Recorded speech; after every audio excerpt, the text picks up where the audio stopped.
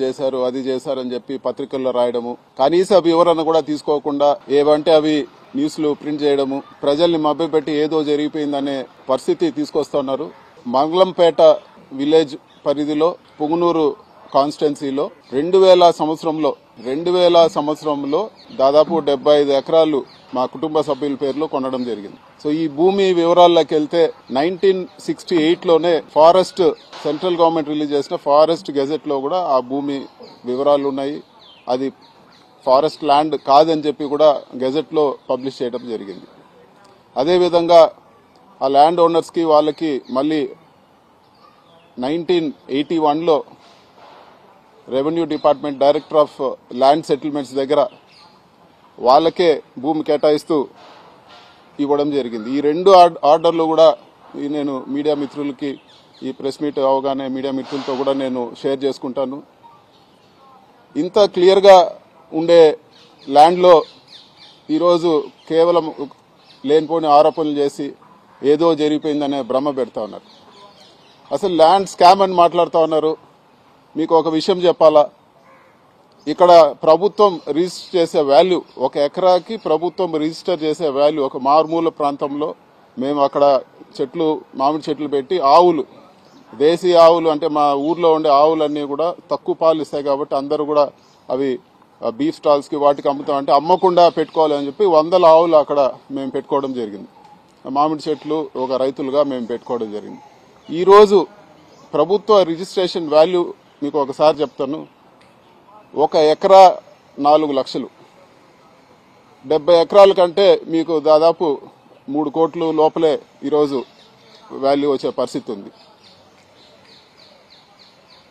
ఇంత తక్కువ వాల్యూ ఉండేదాన్ని 2000 సంవత్సరం నుంచి రికార్డులు తారుమారు చేసి ఇవన్నీ చేస్తారని చెప్పేదానికి కొంచెమన్నా ఆలోచించి ఆరోపణలు చేయాలని చెప్పి కూడా నేను తెలియజేస్తా ఉన్నాను.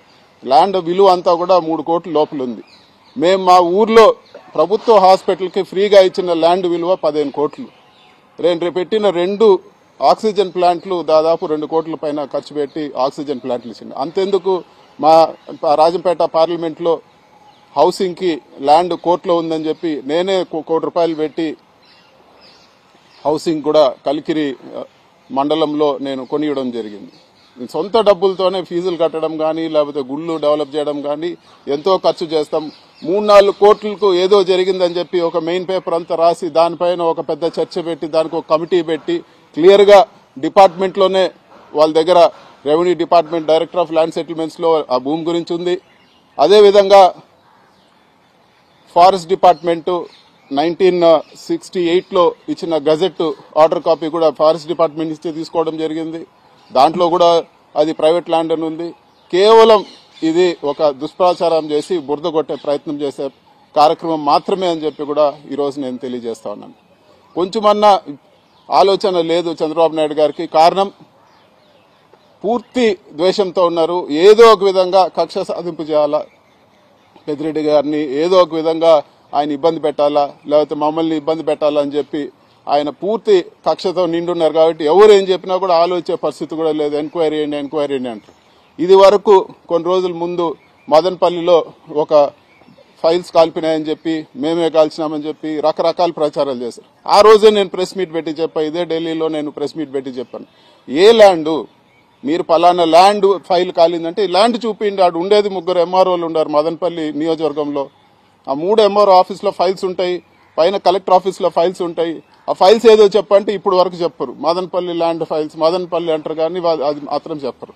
ఇంతవరకు విచారణ ఏం చేస్తారు 9 నెలల్లో? మీరు కనీసం పలానా ల్యాండ్ సంబంధించిన ఫైల్ కాలింది కూడా ల్యాండ్ కూడా మీరు ఐడెంటిఫై చేయలేని పరిస్థితి. ఇవన్నీ కూడా కేవలం తప్పుడు కేసులు పెట్టి ఏదో ఒకటి ప్రజల దృష్టిలో దుష్ప్రచారం చేయాలన్న ఒక ఉద్దేశంతోనే జరుగుతూ ఉంది. ఇది వరకు ఎలక్షన్ ముందు చూస్తే 1000 కోట్లు శాండ్లో చేశారని చెప్పి చంద్రబాబు మాట్లాడతాడు, లోకేష్ మాట్లాడతాడు, పవన్ కళ్యాణ్ మాట్లాడతారు. అందరూ కూడా అందరు ఎత్తుకొని ఒక దుష్ప్రచారం చేశారు. మరి ఈరోజు మీరు గవర్నమెంట్ వచ్చింది, ఏమైంది? మీ ఇన్వెస్టిగేషన్ ఏమైంది? ఎక్కడున్నాయి ఆ 1000 కోట్లు? అనవసరంగా ఊరికే బురద కొట్టడం తప్పితే, ఇలాంటి ఆరోపణలు చేసి ఇబ్బంది పెట్టాలని ప్రయత్నం చేయడం తప్పితే ఎక్కడ కూడా వాస్తవం లేదని చెప్పి కూడా నేను తెలియజేస్తా ఉన్నాను. అంతేకాదు పేపర్లో నేనే చదవడం జరిగింది. డిస్టిలరీలో ఎస్పీవై రెడ్డి డిస్టిలరీలో నాకు భాగం ఉందని చెప్పి మాట్లాడారు. ప్రూవ్ చేయమని చెప్పి నేను అడుగుతా ఉన్నాను. నేను ఎన్నిసార్లు మాట్లాడినా కూడా ఇప్పుడు వరకు కూడా ఎక్కడ మీ అధికారం ఉంది, మీ డిపార్ట్మెంట్ ఉంది, మీరు ప్రూవ్ చేయండి, మీ ఆరోపణలు ప్రూవ్ చేయండి, లేకపోతే క్షమాపణ చెప్పమని చెప్పి కూడా నేను కోరుతా ఉన్నాను. క్లియర్ గా మీ దగ్గర రికార్డ్స్ పెట్టుకుని నిన్న ఎత్తిన డ్రామాలో 75 ఎకరాలు ఫారెస్ట్ ల్యాండ్, ఇది పట్టా ల్యాండ్ కాదని చెప్పి కూడా మీరు చెప్పడం జరిగింది. మరి రికార్డ్స్ అన్ని కూడా క్లియర్ గా చూపిస్తా ఉన్నాయి. 1965లోనే సెంట్రల్ గవర్నమెంట్ గెజెట్ ఇచ్చింది. అదేవిధంగా రెవెన్యూ డిపార్ట్మెంట్ లో కూడా రికార్డ్స్ ఉన్నాయి. మరి మీరు ఈ రోజు ఏం జవాబు చెప్తారని చెప్పి కూడా నేను అడుగుతాను. తప్పుడు ఆరోపణలు చేసి మళ్ళీ కూడా దాన్ని అలాగే నాంచి మర్చిపోతారులే ప్రజలు అని చెప్పే ప్రయత్నం మీరు చేస్తా ఉన్నారు. ఖచ్చితంగా నేను డిమాండ్ చేస్తా ఉన్నాను. మీరు ప్రూవ్ చేయకపోతే క్షమాపణ చెప్పాలని చెప్పి కూడా నేను ఈరోజు ఖచ్చితంగా డిమాండ్ చేస్తా ఉన్నాను.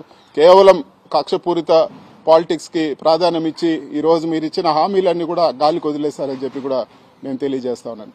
ఇంకా కూడా 2 విషయాలైతే నేను ఖచ్చితంగా 2 విషయాలు చెప్పదలుచుకున్నాను.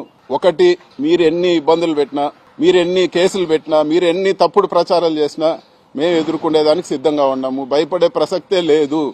ఖచ్చితంగా భయపడే ప్రసక్తే లేదు. మీరు ఎన్ని ఇబ్బందులు పెడితే అంత రెట్టింపు ధైర్యంతో ఖచ్చితంగా ఫైట్ బ్యాక్ చేస్తాము.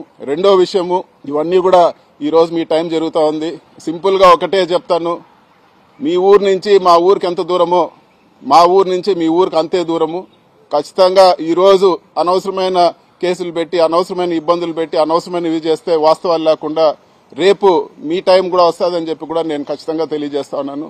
ఉంటే ఈ రోజు సాక్ష్యాధారాలతో చెప్పండి.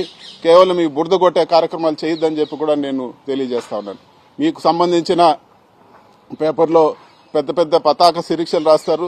ఆ ల్యాండ్ వాల్యూ అంతా కూడా గవర్నమెంట్ నిర్దేశించిన వాల్యూ 3 కోట్ల లోపల ఉంటే మీరు రాసిన ఆ 2 పేజీల విలువే యాడ్ వేసినా కూడా 3 కోట్లు వచ్చేది. ఇంత దారుణంగా అసలు ల్యాండ్ విలువ కూడా తెలియకుండా ఏదో జరిగిందని చెప్పి మీరు ఈ రోజు ఇంత ఘోరమైన ఆర్టికల్స్ రాస్తా ఉన్నారు. ఇది తప్పు. ఖచ్చితంగా అన్నిటికీ ఇప్పటి వరకు సరే ఏదో గవర్నమెంట్ మారిందని ఆలోచన పరిస్థితి ఉంది. ప్రతి దానికి కూడా చేసేదానికి ప్రతి దానికి కూడా ఖచ్చితంగా ఫైట్ బ్యాక్ చేస్తాను.